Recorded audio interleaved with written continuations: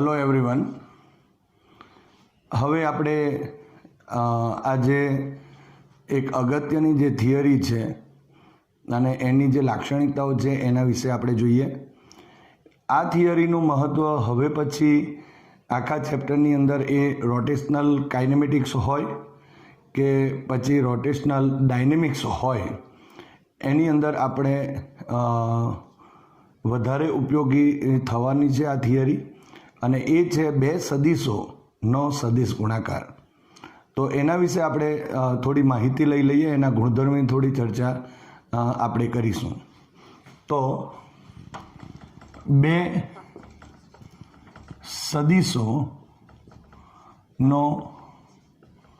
સદિશ ગુણાકાર.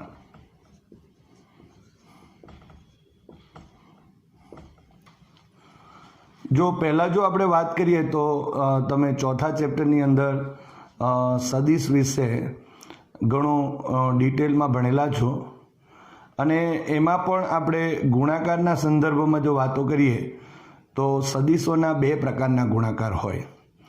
એક તો ડોટ પ્રોડક્ટ કહેવાય અને ક્રોસ પ્રોડક્ટ. આપણે જ્યારે એ ડોટ બી લખીએ છીએ તો ત્યારે તે અદિશ ગુણાકાર કહેવાય, અને જ્યારે એ ક્રોસ બી લખીશું ત્યારે એને સદિશ ગુણાકાર કહેવાશે. બંનેની જો સામાન્ય વ્યાખ્યાઓ જો આપણે આપી હોય તો એમ કહી શકાય કે જ્યારે બે સદિશો છે તે બે સદિશોનો ગુણાકાર એવી રીતે થાય કે એનું જે પરિણામ જે છે એ પરિણામ જો અદિશ મળે તો એને આપણે અદિશ ગુણાકાર કહેવાય.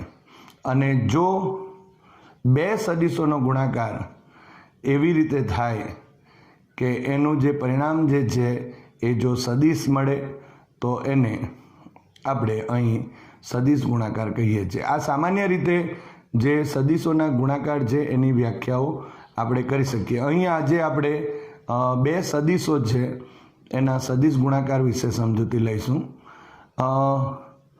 અહીં અગત્યની એક વાત જો જણાવું તો એ ડોટ બીની અંદર આપણે દિશાની જરૂર હોતી નથી. જ્યારે અહીં અગત્યની જે બાબત થશે કે જે આપણા પાસે જે સદિશ ગુણાકાર છે, એટલે કે એ ક્રોસ બી છે એની દિશા, એ દિશા કેવી રીતે નક્કી કરી શકાય એની પણ આપણે ચર્ચાઓ કરીએ. પણ આ જે થિયરી છે એ અત્યારે ખૂબ જ અગત્યની છે, અને સાથે સાથે જ્યારે પણ આપણે બાર સાયન્સની અંદર પણ આનો જુદી જુદી ભૌતિક રાશિઓના સંદર્ભમાં ક્રોસ પ્રોડક્ટનો આપણે ઉપયોગ કરવાના છે. માટે અત્યારે આ જે ટોપિકની આપણે ચર્ચા કરી રહ્યા છે એ તમારા માટે ખૂબ જ અગત્યની છે કે જેનો ઉપયોગ આપણે વારંવાર કરીશું. તો જોઈએ આપણે કે સદિશ ગુણાકાર કેવી રીતે આપણે મેળવી શકીએ. તો ધારો કે આપણે અહીં વિચારી શકાય કે અહીં કોઈ એક બિંદુ પાસે આ એક એ સદિશ છે, આ સદિશને આપણે એ સદિશ કહીએ, અને ધારો કે આ જે એક બીજો સદિશ છે એને આપણે અહીં બી સદિશ કહીશું. હવે આ એ સદિશ અને બી સદિશ વચ્ચેનો ધારો કે ખૂણો જે છે એને જો આપણે થીટા કહીએ તો તમે જોઈ શકો છો કે આ એ અને બીથી બનતું એક સમતલ મળે છે. તો સદિશ એ સદિશ બી એની વચ્ચેનો જે ખૂણો એ થીટા કહેવાય. તો અહીં જો સદિશ ગુણાકારના સંદર્ભમાં વાતો કરવી હોય તો સદિશ ગુણાકાર એને આપણે આવી રીતે લખીશું, A cross B is equal to અહીં એ બી સાઇન થીટા અને એન કેરેટ લખાશે, જ્યાં એન કેરેટ એ આ એ ક્રોસ બીની દિશામાંનો જે છે એ એકમ સદિશ ગણાશે. અહીં મૂલ્ય છે, અહીં એમ પણ કહી શકાય કે આ જે એ ક્રોસ બી છે એને જો આપણે ધારો કે સી કહી દઈએ તો જે પરિણામી સદિશ છે એની દિશામાંનો આ એકમ સદિશ છે. એની દિશા આપણે નક્કી કરીએ, પણ તે પહેલાં એની દિશા આ રીતે નક્કી થશે, એટલે કે અહીં એ ક્રોસ બી મળશે. આ દિશા કેવી રીતે નક્કી થાય એની પણ આપણે ચર્ચા કરીએ, પરંતુ અહીં આપણને તમે જોઈ શકો છો કે બે સદીશો આપેલા છે અને એનો જે ગુણાકાર થયો એ પણ એક સદીશ જ મળે છે, જ્યાં આપણે લખીશું n કેરેટ એ ક્રોસ બી ની દિશામાં નો એકમ સદીશ.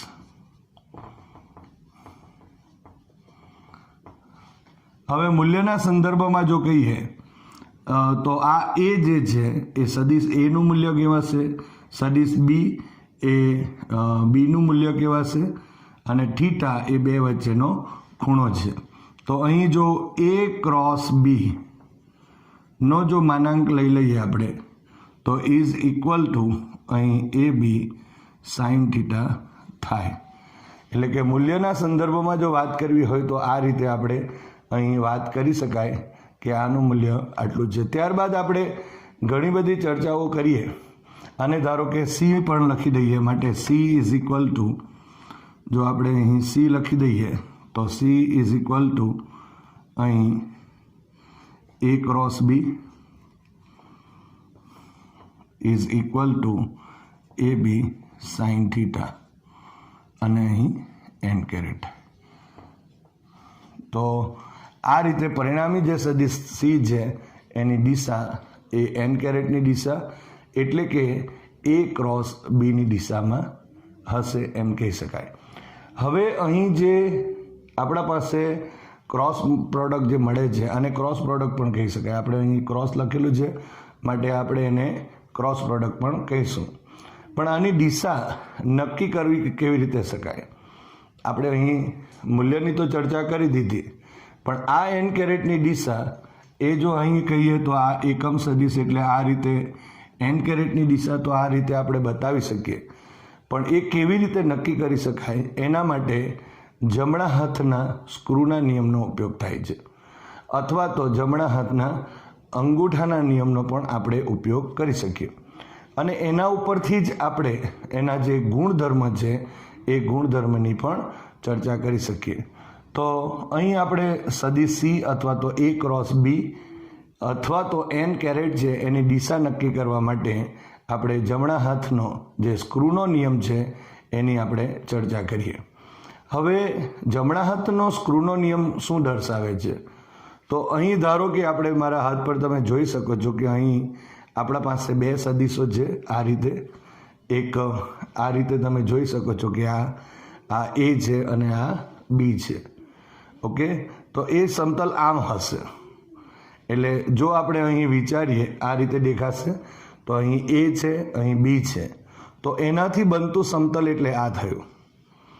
હવે એનાથી બનતું સમતલ એટલે અત્યારે હું આમ જ હાથ જો વિચારીએ, આપણે અત્યારે હાથ પર જો આમ વિચારીએ તો અહીં આપણા પાસે આ એ કહેવાશે, આ બી કહેવાશે અને અહીંથી બનતું સમતલ એટલે આ સમતલ થયું. એટલે એ ક્રોસ બીની નક્કી દિશા જો નક્કી કરવી હોય તો એમ કહી શકાય કે સદિશ એ અને સદિશ જે બી છે એનાથી બનતું જે સમતલ એટલે આ સમતલ જે છે એ સમતલને લંબ આ જે સ્ક્રૂ છે એ સ્ક્રૂ ગોઠવી, એટલે આ રીતે સ્ક્રૂ ગોઠવી દીધો.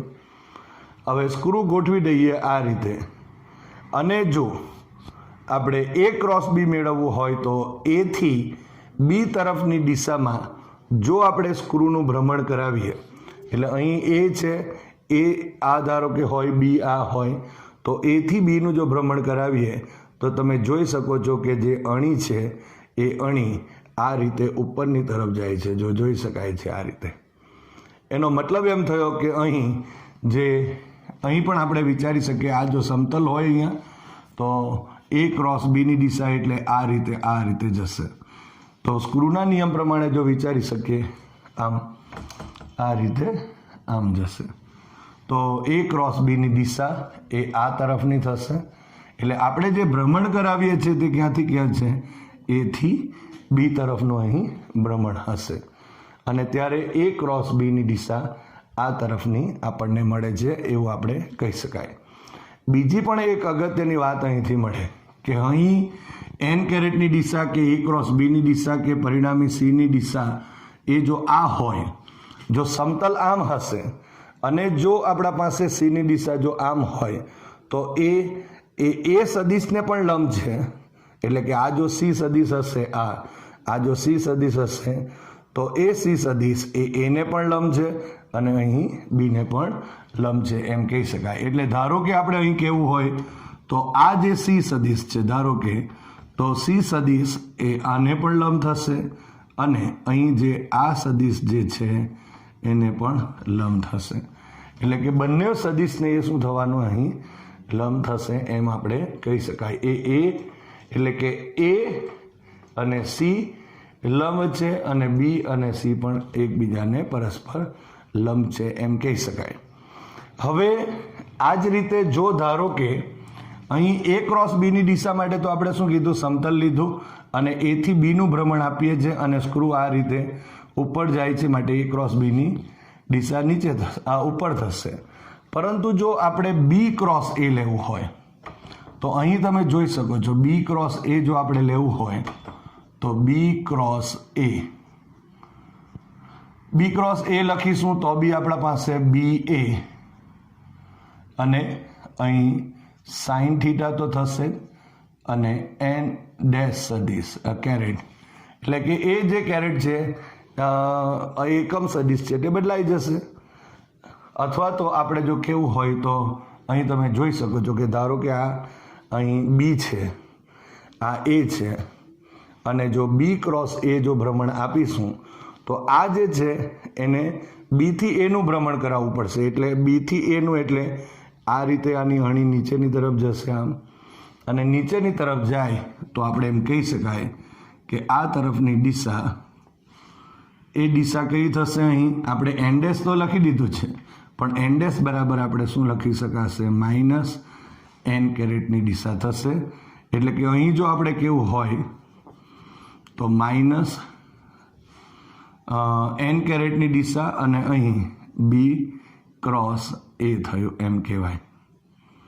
એટલે અહીં જો આપણે લખીએ તો શું લખાશે, બી એ અને સાઇન થીટા અને માઇનસ એન કેરેટ થયું.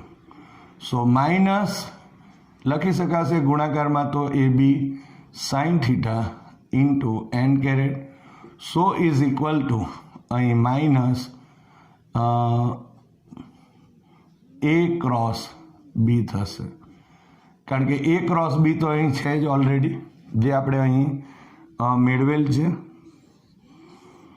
જે એ ક્રોસ બી અને માઇનસ થયું માટે લખી શકાશે અહીં બી ક્રોસ એ. જે બી ક્રોસ એ છે એ માઇનસ એ ક્રોસ બી થયું. એનો મતલબ શું થયો કે જે ક્રોસ પ્રોડક્ટ છે એ ક્રોસ પ્રોડક્ટમાં ક્રમના નિયમનું પાલન થતું નથી. એટલે અહીં લખવું હોય તો લખી શકાય માટે અહીં કહી શકાય કે A cross B is not equal to B cross A થશે,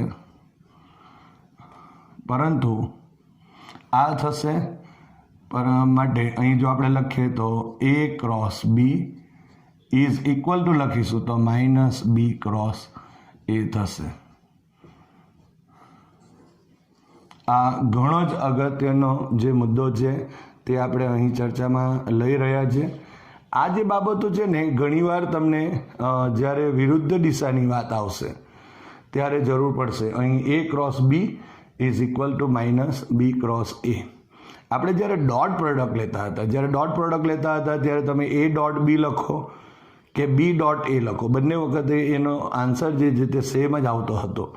પરંતુ જો જ્યારે તમે એ ક્રોસ બી લખશો અને બી ક્રોસ એ લખશો તો ત્યારે ત્યાં માઇનસ આવે છે, જરૂરી છે, કારણ કે અહીં ક્રમના નિયમનું પાલન થતું નથી. બીજી એક વાત જો આપણે અહીં ઉમેરી દઈએ તો અહીં એનું જે વિભાજન છે એનો પણ એક આપણે નિયમ લગાવી શકીએ. ધારો કે આપણા પાસે જે બે સદિશો છે એની જ આપણે ચર્ચા કરીએ, તેનો વિભાજનનો નિયમ પણ આપણે લગાવી શકીએ. દાખલા તરીકે આપણે જો અહીં એ ક્રોસ અને બી પ્લસ સી લખીએ, ધારો કે આ ત્રણ સદિશો છે એ ક્રોસ બી પ્લસ સી, તો ઇઝ ઇક્વલ ટુ લખવું હોય તો આપણે એ ક્રોસ બી અને પ્લસ અહીં એ ક્રોસ આપણે સી લખી શકીએ છીએ. એટલે આ રીતે આપણે અહીં એ ક્રોસ બી અને પ્લસ બી એ ક્રોસ સી જે છે તે લખી શકાય. એટલે અહીં વિભાજનનો જે નિયમ છે એનું પાલન થાય છે એમ આપણે કહી શકાય. તો આ એક ઘણી જ અગત્યની બાબત હતી. હજુ પણ એક વાત આપણે અંદર ઉમેરી દઈએ કે જે જમણા હાથનો સ્ક્રૂનો નિયમ છે એને બદલે આપણે જમણા હાથના અંગૂઠાના નિયમનો પણ ઉપયોગ કરી શકીએ. એમાં શું થાય કે જ્યારે જો એ ક્રોસ બી લેવાનું હોય તો આંગળીઓ જે છે એ આંગળીઓને જો એથી, ધારો કે અહીં આપણે કીધું તે પ્રમાણે અહીં જો એ અને આ બી હશે તો આ જો એ અને બી હશે તો એથી બી તરફનું, અહીં જો આપણે વિચારીએ તો આ એ છે, અહીં બી છે, તો આ એથી બી તરફનું, અહીં એથી બી તરફનું જો આપણે ભ્રમણ કરાવીએ, એટલે અહીં જો એથી બી તરફનું ભ્રમણ કરાવીએ તો અંગૂઠો જે દિશામાં મળે તો તે દિશા એ ક્રોસ બીની દિશા થાય. એ જ રીતે જો બી ક્રોસ એ કરીએ તો અહીં આ બી ક્રોસ એ છે, જો એ ક્રોસ બી હોય તો એથી બી તરફનું હોય તો એ ક્રોસ બી હશે અને બી ક્રોસ એ, એટલે આ બીથી એ તરફનું જો આપણે આમ ભ્રમણ કરાવીશું તો એની દિશા એ નીચેની તરફ મળશે. તો આ રીતે સમતલમાં ઇઝી ગોઈંગ હશે. જો આ એ ક્રોસ બી એટલે અંગૂઠો ઉપરની તરફ છે, જ્યારે અહીં બી એટલે નીચે જુઓ બીથી એ તરફ હશે તો અંગૂઠો નીચેની તરફ હશે. તો આ રીતે આપણે એ ક્રોસ બી અને બી ક્રોસ એ મેળવી શકાય. જ્યારે જે પ્રકારની જરૂરિયાત હોય તે પ્રમાણે આપણે આ જે બે સદીશો છે એના સદીશ ગુણાકાર વિશે એનો ઉપયોગ કરી શકાય છે. હવે આના ઉપર આધારિત જે લાક્ષણિકતાઓ છે એની આપણે ચર્ચાઓ કરીએ. હવે આપણે આ જે બે સદીશો છે એના જે સદીશ ગુણાકાર છે એ સદીશ ગુણાકારના ગુણધર્મની ચર્ચા કરીએ. તો બે સદીશોનો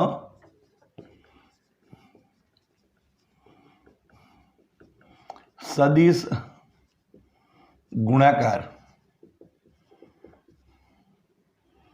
એ cross B is equal to A B sine theta અને એન કેરેટ, જ્યાં એન કેરેટ એ ક્રોસ બીની દિશામાંનો એકમ સદીશ કહેવાશે અને થીટા એ અને બી વચ્ચેનો ખૂણો કહેવાશે. જ્યાં લખી દઈએ થીટા એ અને સદીશ બી વચ્ચેનો ખૂણો. હવે એક લાક્ષણિક આપણે બે વાતો કરી કે જે સદીશ ગુણાકાર છે એમાં ક્રમના નિયમનું પાલન થતું નથી અને એનું વિભાજન પણ આપણે જોયું. હવે જો આપણે કહીએ પહેલો પોઈન્ટ જો આપણે લખીએ, આનું મૂલ્ય જો લખીએ તો શું થશે? એ ક્રોસ બી નું મૂલ્ય is equal to A B sine theta, આ એનું મૂલ્ય થશે. હવે જો ધારો કે અહીં આપણે પહેલો પોઈન્ટ લખીએ થીટા ઇઝ ઇક્વલ ટુ 0 હોય, એનો અર્થ શું થયો કે જ્યારે સદીશ એ છે અને આ સદીશ ધારો કે બી છે, આ બંને જ્યારે એક જ દિશામાં હશે, એટલે કે એકબીજાને સમાંતર હોય, તો અહીં ધારો કે અહીં આપણે માટે અહીં એ ક્રોસ બી નું જે મૂલ્ય is equal to A B sine થીટાની જગ્યાએ 0 ડિગ્રી થશે અને sine 0 is equal to 0, so અહીં 0 થયું, માટે એ ક્રોસ બી નો માનાંક ઇઝ ઇક્વલ ટુ 0 થશે. તો આ જે આપણા પાસે જે પોઈન્ટ મળે છે એમાં આપણે એક વાત કહી શકાય, જે રીતે ડોટ પ્રોડક્ટમાં આપણે કહેતા કે a dot b is equal to 0, એનો મતલબ એમ થયો કે એ અને બી એ બંને પરસ્પર એકબીજાને લંબ હોય છે. તો અહીં આપણે એમ કહી શકાય કે જ્યારે એ ક્રોસ બીનું જે મૂલ્ય છે એ જો 0 થાય તો અહીં બંને સદીશો એકબીજાને સમાંતર હોઈ શકે, અથવા તો હજુ એક પ્રતિ સમાંતરની પણ વાતો કરી શકીએ. તો પ્રતિ સમાંતર પણ હોઈ શકે, કારણ કે અહીં sin 180 લખીશું તો બી એ 0 થશે. તો સેકન્ડ પોઈન્ટ જો લખવું હોય તો આ રીતે આપણે લખી શકાય. એટલે theta is equal two 180 degree. તો માટે 180 ડિગ્રીનો મતલબ ધારો કે એની દિશા આ તરફની છે અને બીની દિશા ધારો કે આ તરફની છે. તો 180 ડિગ્રી થયા. સો અહીં એ ક્રોસ બી નું જે મૂલ્ય છે એ જો લખવું હોય, અથવા તો દિશા સાથે બી લખવું હોય તો બી વાંધો નહીં. એ ક્રોસ બી લખીએ, અહીં 0 લખીશું તો બી એ ક્રોસ બી તો 0 થઈ જશે.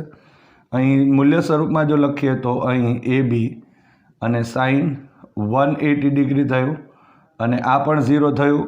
માટે એ ક્રોસ બી નો મૂલ્ય ઇઝ ઇક્વલ ટુ 0, અથવા તો અહીં એ ક્રોસ બી જે છે એ 0 થશે. એટલે ક્યાં તો સમાંતર હોય, ક્યાં તો એ પ્રતિ સમાંતર હોય, તો ત્યારે એનું મૂલ્ય છે તે પણ શૂન્ય થાય છે, એ ક્રોસ બી પણ શૂન્ય થશે.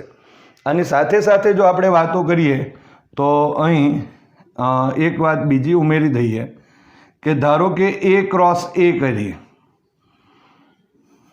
તો એનો મતલબ શું થયો કે સદિશ એ જે દિશા છે તે અને ફરી બીજા એ છે તેની પણ દિશા એ જ છે.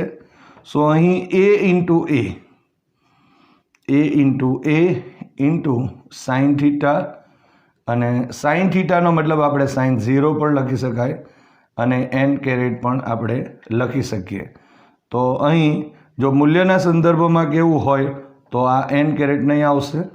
તો અહીં A square into 0. So answer is 0. So A cross A is equal to અહીં 0 થશે જો મૂલ્ય હોય તો પણ, અને જો સદિશ લખીશું તો અહીં n કેરેટ લખવું પડશે. એટલે કે જ્યારે કોઈ એક સદિશ હોય અને એની સાથેનો જો આપણા પાસે સદિશ ગુણાકાર હોય તો એનું ક્રોસ પ્રોડક્ટ જે હંમેશા કેવો રહેશે? 0 રહેશે. તો આ રીતે આપણે લખી શકીએ. હજુ પણ આપણે બીજી વાતો કરી શકાય. દાખલા તરીકે ત્રીજો પોઈન્ટ આપણે લઈએ કે theta is equal two 90 degree. એનો મતલબ કે અહીં એ છે અને બી છે,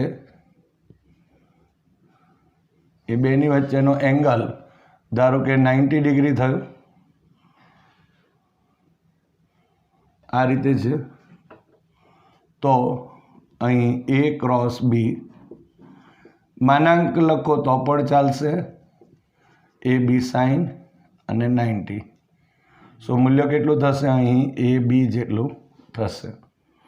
એટલે અહીં મૂલ્યના સંદર્ભમાં એ ક્રોસ બી નો માનાંક ઇઝ ઇક્વલ ટુ બંને સદિશના મૂલ્યના ગુણાકાર જેટલું થાય. તો આ રીતે આપણે અહીં લખી શકાય.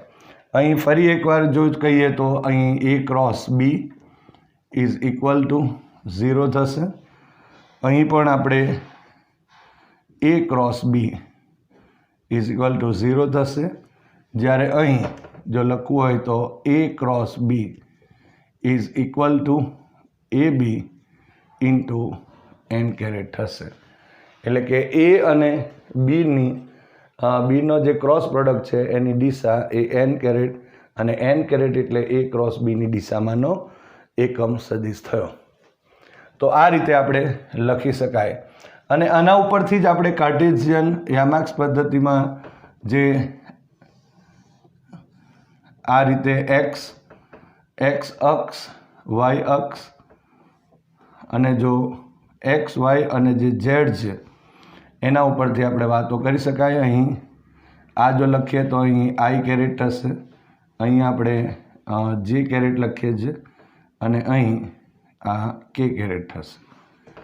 હવે જો પહેલાં જો આપણે લખવું હોય તો i cross i. So i cross i is equal to આઈનું મૂલ્ય 1, આનું મૂલ્ય પણ 1 થશે, અને સાઇન 0 થયા અને n કેરેટ લખી શકાય. તો અહીં જો આપણે કહેવું હોય તો સાઇન 0 એટલે 0, સો અહીં એનો આન્સર 0 થશે. તો એ જ રીતે આપણે જે ક્રોસ જે રીતે આપણે અહીં ક્રોસ પ્રોડક્ટની વાત કરીએ, અહીં પણ આપણે વિચારી શકીએ A cross A is equal to 0 થશે. તો જે ક્રોસ જે ઇઝ ઇક્વલ ટુ 1 ઇન્ટુ 1 અને અહીંયા શું આવશે sine 0 n caret is equal to 0 થશે. અને કે ક્રોસ કે ઇઝ ઇક્વલ ટુ 1 અને 1 અને શું આવશે sine 0 n caret is equal to 0 થશે. તો આ રીતે આપણે અહીં આ લખી શકાય. હજુ આપણે જો લખવું હોય તો i ક્રોસ જે ઇઝ ઇક્વલ ટુ 1 ઇન્ટુ 1 અને સાઇન 90 થયા અને સાઇન 90 ઇઝ ઓલ્સો 1, પણ એની દિશામાંનો એકમ સદિશ કયો? તો અહીં જો આપણે કહીએ તો આ i અને જેને લંબ એટલે આમ જો વિચારીએ તો i ક્રોસ જે, તો એની દિશા બહારની તરફ આવશે અને એ કે કેરેટ કહેવાશે. સો ઇઝ ઇક્વલ ટુ અહીં કે કેરેટ લખાશે. એટલે અહીં i ક્રોસ જે ઇઝ ઇક્વલ ટુ કે કેરેટ થયા. પછી આપણે જે ક્રોસ કે કરીશું, એટલે કે જે ક્રોસ કે, એટલે અહીં જો આપણે આ જે છે અને કે, તો આ એક્સની દિશા આવશે, દેખાય જ છે. અહીં 1 1 અને સાઇન 90 ડિગ્રી. સો અહીં આઈ કેરેટ થશે. એ જ પ્રમાણે કે cross I is equal two 1 1 અને સાઇન અહીં 90 ડિગ્રી. સો અહીં જે કેરેટ થશે. તો આ બધા જે ગુણધર્મ છે એ આપણને આગળ જતાં ઘણા જ ઉપયોગી થવાના છે. હવે આનું ઉલટું, આ તો આઈ cross I is equal to 0 થાય છે, પણ આનું ઉલટું, ધારો કે જે ક્રોસ આઈ થશે તો અહીં માઇનસ કે કેરેટ થશે. એ પણ લખીએ, અહીં લખી શકાય. હવે અહીં જે ક્રોસ આઈ તો શું આવશે માઇનસ કે કેરેટ હશે. અહીં જે ક્રોસ કે છે એની જગ્યાએ કે ક્રોસ જે કરીશું, કે ક્રોસ જે કરીશું તો માઇનસ આઈ કેરેટ આવશે. અને તમે જોઈ શકો છો આ કે ક્રોસ આઈ આમથી આમ જઈએ છે તો આ તરફની દિશા આવશે.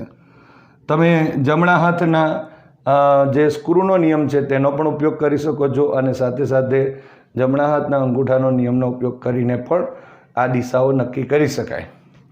અને કે ક્રોસ આઈ છે એની જગ્યા પર આઈ ક્રોસ જો કે કરી નાખીએ તો અહીં જે મળશે તે માઇનસ જે કેરેટ. તો આ રીતે આપણે જે બે સદિશો છે એના સદિશ ગુણાકાર વિશે વાતો કરી શકાય. તો અહીં જે ગુણધર્મ આપેલા છે એ ગુણધર્મની આપણે ચર્ચા કરી શકાય. હજુ એક આપણા પાસે જો ગુણધર્મની વાત કરીએ તો ધારો કે અહીં A is equal to A X I caret plus A Y J caret plus A Z K caret અને B is equal to B X I caret plus B Y J caret plus B Z K caret. તો આ રીતે જો ધારો કે આપણને આઈજેકે સ્વરૂપમાં જો આપેલું હોય તો આપણે નિશ્ચાયકની રીતનો ઉપયોગ કરીને પણ શોધી શકાય. આ નિશ્ચાયકની જે રીત છે એનું સૂત્ર અહીં આપણે લખી દઈએ, A cross B is equal to, આ રીતે નિશ્ચાયક લખાશે જ્યાં આઈ કેરેટ જે કેરેટ અને અહીં કે કેરેટ થશે. અહીં આના ઘટકો લખી દઈએ તો એ એક્સ એ વાય અને એ ઝેડ. અહીં બી એક્સ બી વાય અને બી ઝેડ થશે. તો અહીં આપણે આ નિશ્ચાયકને જો સોલ્વ કરીએ તો એ નિશ્ચાયકને સોલ્વ કરીને પણ આપણે એ ક્રોસ બી છે એને મેળવી શકાય છે. તો આ રીતે આપણે બે સદિશના જે સદિશ ગુણાકાર છે એ ગુણાકારના ગુણધર્મની ચર્ચા કરી શકીએ. ઘણી જ અગત્યની બાબત છે એટલે બરાબર તૈયાર કરજો. યાદ રાખવાનું છે એની દિશા નક્કી કરવાનું ઘણું જ અગત્યનું છે. કારણ કે હવે પછી જે ડાયનેમિક્સની થિયરીઓ આવશે બધી, રોટેશનલ ડાયનેમિક્સ, તેની અંદર આપણે આ જે દિશા છે એ આ રીતે ક્રોસ પ્રોડક્ટના સંદર્ભમાં જ મેળવીશું. એટલે વ્યવસ્થિત અને વાંચવાનું છે અને સાથે સાથે તૈયાર પણ કરવાનું છે.